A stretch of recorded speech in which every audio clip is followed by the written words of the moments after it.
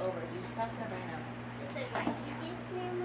Shalom, you guys. So today I'm going to be teaching my children on the Day of Atonement, and another sister asked if I would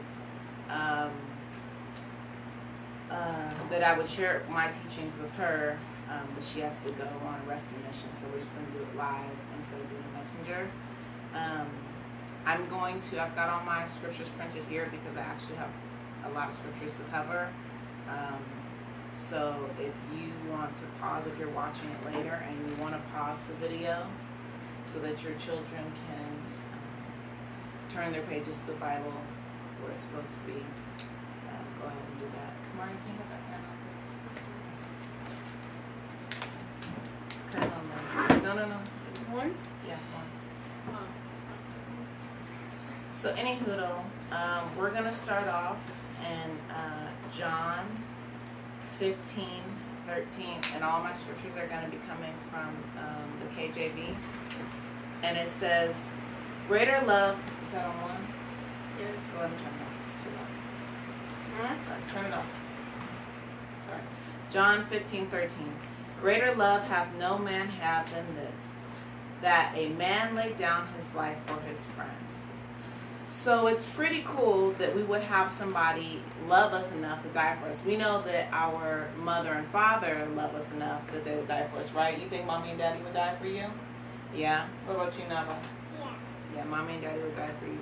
But that's pretty cool that you have a friend that loves you enough that your friend would die for you as well, right? So who are your friends? Tell me one of your friends, Kamari. Me. Brother Vince. Brother Vince? That's not one. That's two. Okay, so Brother Vince. Aria, who's one of your friends? Gabby. Gabby's one of your friends? That's your best friend, huh? Yeah. And Nala, who's your friend? Brother Brother Vince is your friend too? Brother Vince, you got a whole lot of friends, man. You real popular. So did you guys know that we can be friends with y'all too? Yeah, you did know that? What about you, Nava? Yeah. Wait, no? Yeah, we can be friends with y'all. I thought that we have to serve him all the way because if we're just friends, then we have to serve him. No, but being a friend with y'all is a good thing. Do you guys want to be friends with Yeshua? Pretty much no, but we have to be family. Aren't we family instead Yeah, but of friends? you're being too analytical, son. You can be friends and you can be family. Like, is Brittany my friend? Is Sister Brittany my friend? But is Sister Brittany family? Okay, so we can be friends and family, right? So to have Yeshua as our friend is so super amazing. So, let's read about what we need to do so that Yeshua can be our friend. Because there's some stipulations. Like, can we be mean to our friends? If we're mean to somebody, are they going to want to be our friends? No, they're not going to want to be our friends. So we have to be nice to our friends. So let's find out what Yeshua says about being his friend. Ye are my friends if you do what's... Oh, sorry, John 15. And I did not write down the verse. I think it's John 15 and 16. Ye are my friends if ye do whatsoever I command you. So what kind of things were we commanded to do? What are some of the things? Do not commit adultery. So thou shalt not commit adultery, right? That's one of the 10 commandments. Come on, what's something else we were commanded to do? Do not covet. Yeah, thou shalt not covet. That's on Do also. not take Yeshua Mashiach's name in vain. Do not take Yah's name in vain. That's a big one. Yeah. What's another one, Kamari? Another one is do not make idols. Yeah. Thou shalt not kill. Thou shalt not have any idols. Yep, thou shalt not kill. So those are all some of the 10 commandments, right? And we can find the 10 commandments in Exodus 20. I'm not going to go over the 10 commandments because we have a lot of scriptures to cover. But we have, thou shalt not have any other gods before me. Thou shalt not make any idols. You shall not take the Lord's name in vain. Keep the Sabbath day and remember it holy. Honor your mother and father. Thou shalt not murder. Thou shalt not commit adultery. Thou shalt not steal. Thou shalt not bear false witness against your neighbor, which is to lie. And thou shalt not covet. So Yah sent his son to show us that he loved us. Because if he loves us, then we can be his friend. So if we look at John 3:16, it says, for Yah so loved the world that he gave his only begotten son, that whosoever believeth in him should not perish, but have everlasting life. So Yah sent his son into the world for us. He didn't do that for them. He sent his son into the world so that we could have everlasting life. So with Yeshua, when he was an adult, he spent every day of his life showing us how much he loved us, even though sometimes we didn't show him that we loved him back. So can you think of something, how one way that we didn't show Yeshua that we loved him back when he was here, walking on the earth? One of the people, Judas. Judas, he betrayed him for some money, and then after they were gonna kill him, he didn't want the money. He killed himself. Yeah. So he's talking about when when Judas betrayed Yeshua, and then after he realized the error of his ways, he tried to return the money, but the priests wouldn't. But the Pharisees wouldn't take the money back. So Yeshua, because he loved us, he died for us as a true friend would do. He stepped up to be an offering for us. So now we're going to read John 19. John 19 is a really long. Nava, sit still. John 19 is really long. I'm going to cover the whole story of the crucifixion. So if you have young children, I would just explain this to them. I wouldn't necessarily read the whole story because it's long. It's 41 verses. So Kamar, if you want to go to John 19. Okay. And I'm going to read, but you can just follow along. So go ahead. Like I said, if you have young children, skip ahead and just explain them the story. Then Pilate therefore took Yeshua and scourged him. And the soldiers plaited a crown of thorns and put it on his head, and they put him in a purple robe, and said, Hail, King of the Jews! And they smote him with their hands. Pilate therefore went forth again, and saith unto them, Behold, I bring forth unto you, that ye may know that I find no fault in him. So Pilate didn't think Yeshua did anything wrong, but the Jews wanted Yeshua crucified. Then Yeshua came forth, wearing the crown of thorns and the purple robe. And Pilate saith unto them, Behold the man. When the chief priests therefore and officers saw him, they cried out, saying, Crucify him, crucify him. Pilate saith unto them, Take ye him, and crucify him, for I find no fault in him. The Jews answer him, We have a law, and by our law he ought to die, because he hath made himself the Son of Yah. Did he make himself the Son of Yah, or was he the Son of Yah? He was. He was the Son of Yah, but they didn't want to believe that. When Pilate therefore heard that saying, he was more afraid. And he went again into the judgment hall, and saith unto Yeshua, Whence art thou? But Yeshua gave him no answer. And that right there, that is actually, we can see that in the Old Testament, because that's a prophecy that came to pass. Then saith Pilate unto him, Speakest thou not unto me? Knowest thou that I have the power to crucify thee, and I have the power to release thee? Yeshua answered, Thou couldst have no power at all against me, except it were given to thee from above. Therefore, he that stoppeth Nava, sit up. He that delivered me unto thee hath the greater sin. So Pilate was trying to tell Yeshua, like, hey, if you talk to me and, you tell me what's going on, I can let you go. Or I can deliver you to the Jews. And Yeshua told him plainly, you don't have any power over me. I have power over myself. And if I wanted to be let go, I will be let go. But it's so that the scriptures might be fulfilled, right? So everything has a plan and everything has a course. So Yeshua had to be crucified that the scriptures would be fulfilled. And from thenceforth Pilate sought to release him, but the Jews cried out, saying, If thou let this man go, thou art not a friend, thou art not Caesar's friend. Whosoever maketh himself a king speaketh against Caesar.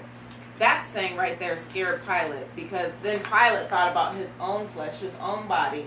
And if the Jews said that, then Pilate would be in trouble with Caesar. And Pilate did not want to be in trouble with Caesar. When Pilate therefore heard that saying, he brought Yeshua forth and sat down in the judgment seat in a place that was called the Pavement, but in Hebrew it was Gabbatha. And it was a preparation of Passover. And about the 6th hour he saith unto the Nava, go sit over there. Go up, Brittany. Go up, Brittany. Then sit down and stop putting your legs in the air. About the 6th hour. Yeah. And they saith unto the, where am I? And it was a preparation day, about the 6th hour, and he saith unto the Jews, Behold your king. But they cried out, Away with him, away with him, crucify him. Pilate saith unto them, Shall I crucify your king? And the chief priests answered, We have no king but Caesar. Then delivered he him therefore unto them to be crucified.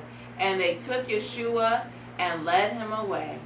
And he, bearing his cross, went forth into a place of a skull, which is called in Hebrew Golgotha, where they crucified him, and 2 others with him, one on either side of Yeshua in the midst.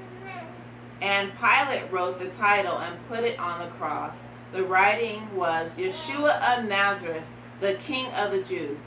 This title then read many of the Jews, for the place where Yeshua was crucified was nigh unto the city.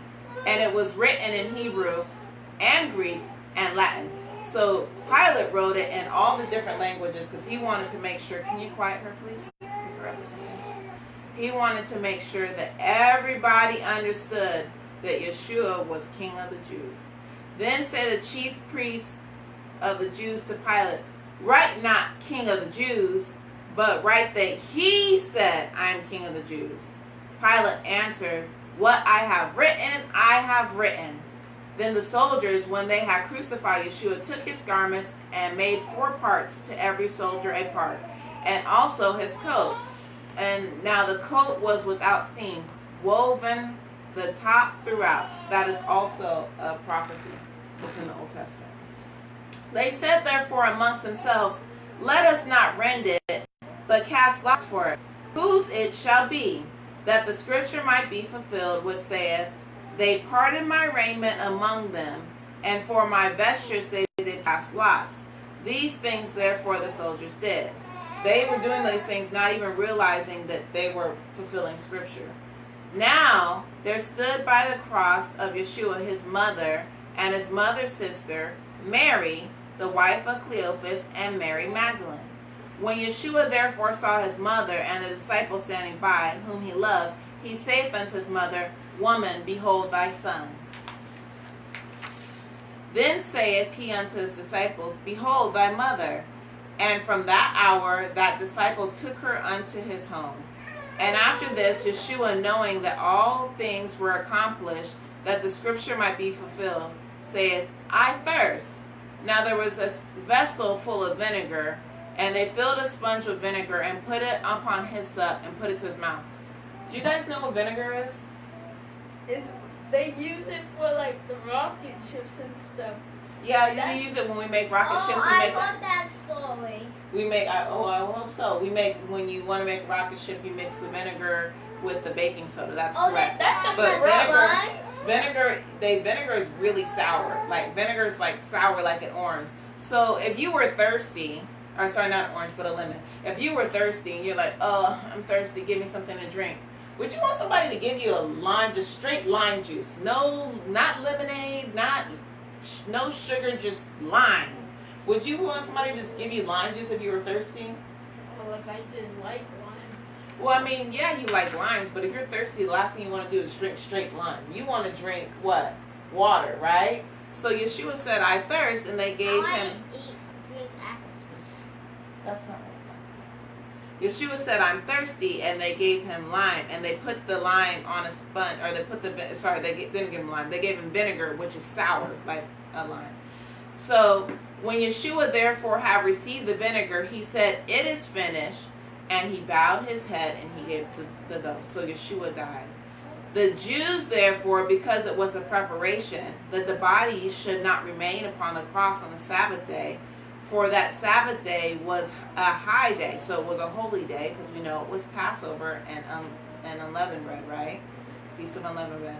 Besought Pilate that their legs might be broken, and that they might be taken away. So, because remember, it was Yeshua in the middle, and then you had 2 other criminals on each side of Yeshua. So they wanted their legs to be broken and then to get taken off the cross, because it was going to be a holy day. Then came the soldiers and brake the legs of the first and of the other which was crucified with him. But when they came to Yeshua, they saw that he was dead already, and they brake not his legs. But one of the soldiers with a spear pierced his side, and forthwith came there out blood and water. And he that saw it bare record, and his record is true. And he knoweth that he saith true, and he knoweth that he saith true, that he might believe. For these things were done that the scriptures might be fulfilled. A bone of him shall not be broken. Now that's really important that we focus on the fact that a bone was not broken. There's a lot of things that happen in these 41 verses that I read that are in the scriptures. These are scriptures coming to pass and being fulfilled. Now we're going to go to the Old Testament, and we're going to go to where Yah is instructing Moses on how to keep the Day of Atonement. So I want you to turn to Leviticus 23 and 27. Leviticus, you just read them right there. Leviticus 23, chapter 23, verse 27. Also, on the 10th day of the 7th month, there shall be a day of atonement. It shall be a holy convocation unto you, and you shall afflict your souls and offer an offering made by fire unto the Lord. So on the 10th day of the 7th month, which is today, is the Day of Atonement. It's a holy convocation. And ye shall afflict your souls and offer an offering made by fire unto the Lord. So I want you guys to say, make an offering. Make an offering. Make an offering. Make an offering. Get off of me so you can sit up, pay attention. So, and remember that because it's important, right? So everybody say it again. Make an offering. Make an offering. Yeah, make an offering. So now we're going to continue with Leviticus 23, picking up at verse 28. Put your legs down. And ye shall do no work in that same day, for it is a day of atonement, to make an atonement for you before the Lord your Yah. And for whatsoever soul it be that shall not be afflicted in that same day, he shall be cut off from among his people. So on the Day of Atonement, are we allowed to work? No. No, we're not. Why are we not allowed to work? Because it's like the Sabbath. Because it's like a Sabbath. It's a high Sabbath, so it's like an even more important Sabbath. And whatsoever soul that be that doeth any work in that same day, that soul shall I destroy from among his people. Do we want to be destroyed? But people are still out there walking around in the car. Yeah, there are people, but they don't know. But when we know, we have to do better. To whom much is given, much is required. And to whom much more is given, much more is required. So we know that we have to keep this Day of Atonement today. And next year we have to keep it again. And the year after that we have to keep it again and again and again. Every year we have to keep the Day of Atonement because We don't ever stop. Yes. Until we die. Yep, that's right. Because we have to keep it because it is a Day of Atonement. It's a feast forever. Everybody say forever. Forever. So does forever stop? No. It keeps going and going and going. So every year we have to keep atonement. Yep. A loving time. So not only do we have to keep it and we can't work, we can't do our own pleasure. So can we watch TV on the Day of Atonement? No. Can we play games on the Day of Atonement? No. Can we go outside and ride our bike on the Day of Atonement? No. Okay, so this is... That's a part of the 10 Commandments, actually. Yeah, keep this out. So this is a day that we focus... Stop it. It's not the Ariel show. This is a day that we focus on him, right? So what phrase did I tell you to remember? Make an offering. Make an offering. Everybody say make an offering. Make an offering. So the reason why I told you to remember that because it's important. So now we're going to talk about the rules of an offering. Because back in the day, in the Old Testament, the Israelites had to make offerings. And the offerings were made of what? Oftentimes they're made of what? Sheep. Animals, right. So Yah explains these rules to Moses in Leviticus chapter 1, verse 3. Leviticus Chapter 1, verse 3. Wait. If his offering be a burnt sacrifice of the herd, let him offer a male without blemish. He shall offer it of his own voluntary will at the door of the tabernacle of the congregation before the Lord. So let him offer a male without blemish. A blemish is like a sickness or disease, or maybe his fur is all messed up. So he needs to be a male, right? And he needs to have no blemish. Oh, wasn't there a story about like the Most High was testing somebody out, and then like he Yeah, told you're talking him- about Abraham when he told him to sacrifice his son. but he didn't do it. But that's different, so save that for later. Okay. So let's figure out if Yeshua checks out as our offering for sin, right? So 1 Peter 1, verse 19. But would you like some? But with the precious blood of Christ, as of a lamb, without blemish and without spot. 1 Peter 2 and 22. Who did no sin, neither was guile found in his mouth. So we see with an animal, right? The animal couldn't have a blemish. The animal's legs couldn't be broken. The animal couldn't be sick. He couldn't be lame. He had to be a perfect animal, right? To be a sacrifice. So in like manner, for our atonement now, Yeshua has to be perfect, right? So is Yeshua a male? Keep your legs down. Yes. Yeah, he was a male. Was he without blemish or sin? No. Yes, Yeshua was. Were you listening? How was Yeshua? I thought the Bible said that he was always good. That's what I said. Is he without sin? No. Yes, he is without sin. Yeshua. That's what the first answer I said yes. No, you said no. I said that was Ariel who said no. No, you said no. I didn't even say YouTube, Facebook, he said no. So, exactly, she didn't say anything. 1 Peter 2 and 22. Who did no sin, neither was God found in his mouth. So Yeshua did not sin, right? Yeah. Yeshua was not sick, right? Yeshua had no spot or blemish. Yeshua was a perfect sacrifice. Hebrews 10, verses 5 to 7. If you're just clicking on, the reason I have all my scriptures printed here because I have a lot of scriptures to cover, and I didn't want to make this video unnecessarily longer than it needed to be for children.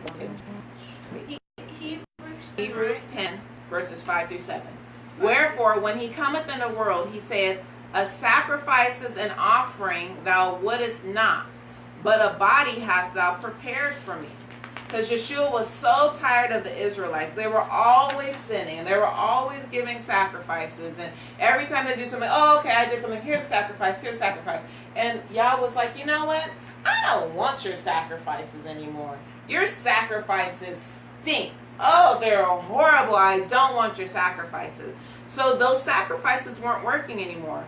And burnt offerings and sacrifices for sin, thou hast no pleasure, right? Y'all didn't like them anymore. Then said I, lo, I come in the volume of the book. It is written of me to do thy will, O Yah. So Yeshua came to fulfill a lot of things. The whole Bible is about love, but we find Yeshua all throughout the Bible. It's true. Put your shirt down, please. All the names of the Bible, Hebrews and everything, John the Baptist, they all have his name all written in it. A lot of them do. So Israel, like I said, was killing animals. Yah was tired of their animals. He didn't want their sacrifices anymore. So he sent his son to show his love for us. Now, Yeshua was and he is our offering for our sin. Because of him, when we sin, Yeshua stands in the gap for us. And we can see that at 1 John chapter 2, verses 1 through 2. Are you going to get that? You can go ahead and turn. I'm going to keep going. My little children, these things I write unto you, that ye sin not. And if any man sin, so focus, it says sin not. It doesn't say just sin, right? But if any man sin, we have an advocate with the Father. And an advocate is like a friend. So we have a friend with the Father. Yeshua HaMashiach, the righteous. And he is our propitiation for our sins, and not for ours only, but also the sins of the whole world. And a propitiation is like to ease. So Yeshua stands in the gap for us when we sin, and is the same way. So Yeshua is to us as the animal sacrifices were to Israelites in the Old Covenant. And it's to ease our sin. Wait, excuse me, Mom. Is that why there was two other people that were by him that stand? That's why Yeshua was standing in the gap. No, because it says that one of the men that were crucified with him, that they repented of the sins that they had did, but the other one didn't. So Yeshua's here, right, for us. He's here to be our friend, and he's here to stand in the gap for us. But we have to receive him. We can't turn a blind eye to the things that he asks us to do, because it says, if you love me, you will do what? You'll keep my what? Word. His will, his commandments, or his words. So we have to do something. But there's tons of people in the world who do not do the will of the Father, who do not keep the commandments. So Yeshua's there for them if they want him. If they want to do righteous, Yeshua's there for them. But if they're going to do wicked, then Yeshua's not there for them. So does this mean that since Yeshua's there for us, does it mean that we can sin all willy-nilly? We can just do whatever we want to? No, it doesn't. Of course not. If we sin, then we can't be friends with Yeshua, right? Because it says, if you're my friend, then you'll keep my commandments. So in order to be his friend, we have to keep his commandments. And if we keep his commandments, then he's our friend and he stands in the gap for us. So it's all linked together like a big circle. You can't have one part without the other. So if we're not Yeshua's friend, he's not going to stand in the gap for us. And we can see that we have to be perfect, or that we need to keep his commandments in Matthew 5:48. Be ye therefore perfect, even as your Father which is in heaven is perfect. So there's going to be a lot of people in life who are going to say, you don't have to be perfect. But how does that make sense? If Yah told us to be perfect, then why would we say we don't have to be perfect? Are we going to make mistakes? Yes, we're going to make mistakes. But that's why the Most High gave us chances to get forgiveness. Yeah, he gave us mercy, and he gives us chances to get our lives right. So if we are perfect, then we can be a part of Yah's gathering. He's coming to gather a clean and holy and righteous people. So if we're sinners, are we clean? No. If we're sinners, are we holy? No. If we're sinners, are we righteous? No. No, so we can't be a part of the gathering. Do you guys want to be a part of Yah's gathering? Yes. Yeah, I want to be a part of it.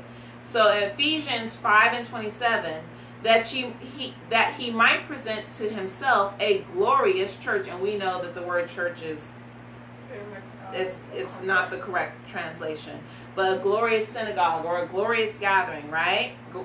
Not having spot or wrinkle or any such thing, that it should be a holy and without blemish. So we ourselves have to be perfect. We ourselves, like Yeshua, have to be without spot, without wrinkle, or without any such thing, so that we can be holy and without blemish, and we can be a part of his gathering. So we have to be perfect. Now, you've made mistakes, and you've made mistakes, and I've made mistakes, and Nava's going to make mistakes. But it's important that when we make these mistakes, we look critically at ourselves, right? And we figure out how we can move forward in life, how we can continue to grow with Yah and not to make these mistakes. So if I'm out with my friends and my friends are stealing things, and I know my friends steal, and one day I steal something with them too, is that going to make Yah happy? No. No, that would not make Yah happy. Because why? Because The commandment says not to steal. Yeah, thou shalt not steal. And plus, when you shouldn't be by people that like to do bad things, by that yeah, makes I'm gonna get to that in a minute. That's right, Kamari. So me being with my friends, if I don't normally steal, and then I'm with my friends, right, and then my friends are stealing, so I steal, and then I feel convicted afterwards because the scriptures hit me and it says, thou shalt not steal. Going forward, if I don't want to steal, then it's really important that I probably not hang out with friends that do those things.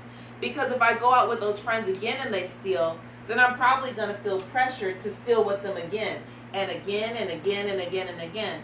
But if I love Yah and I want to keep his commandments, right, and I don't want to steal, then I need to find a new group of friends. You guys understand? So that's like, if I was in that position, that's a goal.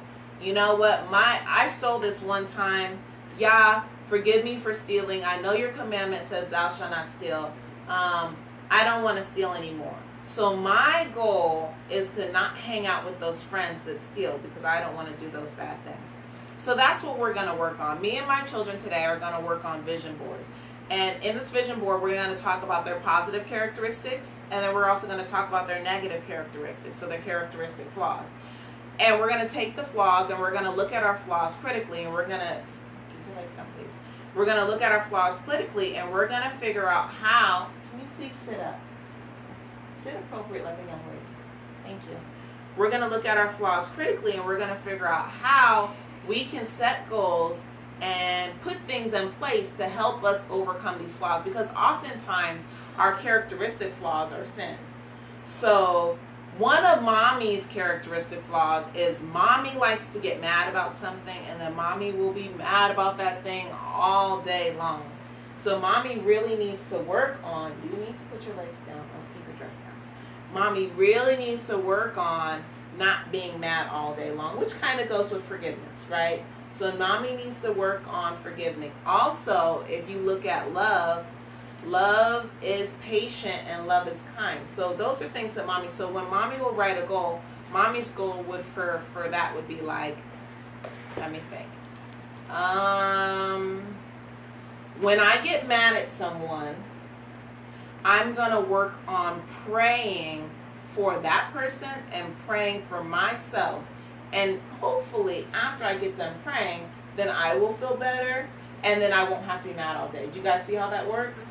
So hopefully you guys can do this with your children. I think it's important to write these things down, and you can put them on a board. That way they can see them and they can have them to work on all year long. Because next year when we get back to atonement, right, we don't want to be repenting for these exact same things, right? We don't want to be still being mad at people all day long. We have to figure out a way to overcome these things. So we're going to focus on these things all year long and make sure that by the next time that we come back to atonement, that we are better people, that we are better sons, we are better daughters, we are better mothers, we are better brothers and sisters, right? Yeah, So, and we're going to be a better father than and a better woman. yeah, well, I can't be a father, but he can be a father, right? You can be a woman. You can be a law woman. Yes, I could be a better mother. There's always ways that we can improve. So hopefully that was helpful for you and your little peoples today. I hope you guys have a great Shabbat or a great high Sabbath, and we shall see you soon. Make Shabbat. burnt offerings. No, we don't make burnt offerings anymore. Yeshua's our offering. We don't have a need for burnt offerings because where are you going? Yah didn't like the burnt offerings. He didn't want those anymore. That's why he gave us Yeshua. Oh, So I love you guys sad. to Yah and back. Shalom. Hello. Give it a big thumbs up. I already saw a thumbs up from somebody. Some of you guys gave us thumbs up. I know.